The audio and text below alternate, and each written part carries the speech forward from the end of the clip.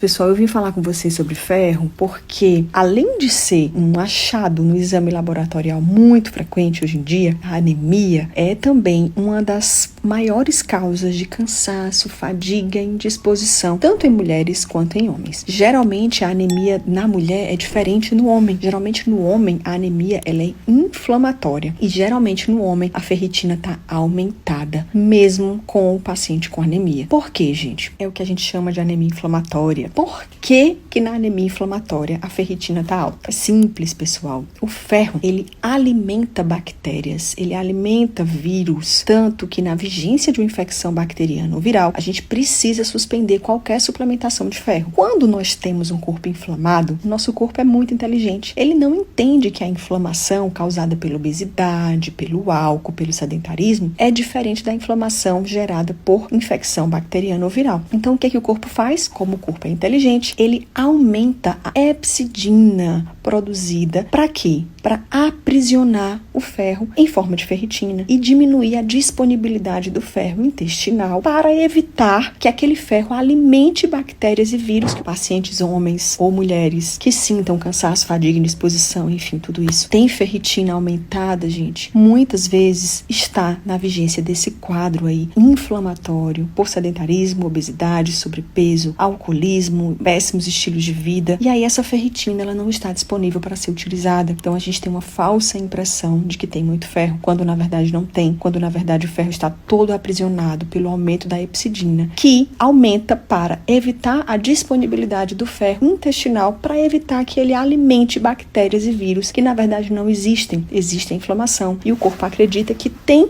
infecção por conta da inflamação. Essa é uma anemia muito comum hoje em dia e muito preocupante, porque além dos sintomas de anemia, a gente tem pacientes inflamados cronicamente com alto risco cardiovascular. Agora, vamos para a anemia mais comum nas mulheres, que é a anemia ferropriva, que é a anemia por deficiência de ferro, principalmente deficiência de ferritina baixa, estoque de ferro baixo. Porque, na verdade, pessoal, o que importa não é o ferro sérico, o que importa é a ferritina, porque a ferritina é o nosso estoque, é de lá que a gente vai tirar. O que acontece? Nós mulheres temos perdas mensais de ferro através da menstruação. Muitas têm perdas muito excessivas, com fluxo menstrual muito alto, que já é consequência de desordens hormonais. Vejam como o corpo humano é lindo, íntegro e não tem como separar. E além disso, por conta dessas perdas, hoje em dia a gente vê muito a falta de absorção intestinal de ferro, que é um grande problema de saúde pública. A dificuldade de absorver ferro dificulta ainda mais a melhoria nos casos de anemia. E aqui tem algumas dicas que eu quero dar para vocês sobre absorção, estômago e intestino de ferro. O ferro precisa de cobre para ser absorvido. Então a gente vê muitas pessoas com deficiência de cobre, principalmente porque nessa pandemia muita gente suplementou com zinco. Só zinco. E zinco e cobre, gente, andam juntinhos. Pra gente suplementar zinco, a gente tem que olhar o cobre, porque se houver deficiência de cobre, a suplementação isolada de zinco vai bloquear mais ainda os níveis de cobre sanguíneo. Cobre baixo não deixa o ferro ser absorvido. Um ponto. Segundo ponto é a nível de betaína, de cloridato de betaína. Pessoas que têm alteração na acidez estomacal, deficiência de enzimas digestivas, que tem um pH mais alcalino no estômago. Alcalino, é isso mesmo, tá, gente? O ferro precisa de um pH ácido para ser absorvido. O pH mais alcalino, então, deixa dificuldade de absorver ferro. Então, é importante a gente avaliar como que tá a digestão do paciente. Se ele tem necessidade de repor a betaína cloridrato, que é a betaína HCl, que é importante para absorção de ferro. Mais um ponto. Cálcio, gente. O cálcio é um dificultador da absorção de ferro. Então, se você está se alimentando bem, se você está comendo alimentos ricos em cálcio, por exemplo, uma carne vermelha, um feijão, uma beterraba, e junto você coloca um queijinho ou um molho de queijo, aquilo ali já bloqueou e dificultou a absorção de ferro da sua alimentação. Em contrapartida, o suco de limão ajuda muito na absorção de ferro. Então, se você está comendo alimentos saudáveis ricos em ferro, procure depois dessas refeições ingerir um shotzinho de limão, vai ajudar muito na absorção do ferro. Outro grande empecilho para a absorção de ferro são os taninos. Gente, vocês sabem o que são isso? Os taninos são estruturas encontradas em alguns alimentos que dificultam muito a absorção de ferro. Quais são esses alimentos? vinho, café e chás. Então, se você tem a mania de almoçar com uma tacinha de vinho e você tem dificuldade de absorção de ferro, isso vai dificultar. Se você tem a mania de almoçar e logo em seguida tomar um cafezinho, aquele cafezinho vai dificultar a absorção de ferro da sua refeição. Se você tem a mania de tomar um chá verde, por exemplo, pós-refeição, que também é rico em tanino, aquele chá vai dificultar a absorção de ferro da refeição. Então, o ideal, pessoal, ingiram alimentos ricos em ferro, ingiram depois da refeição shots de limão,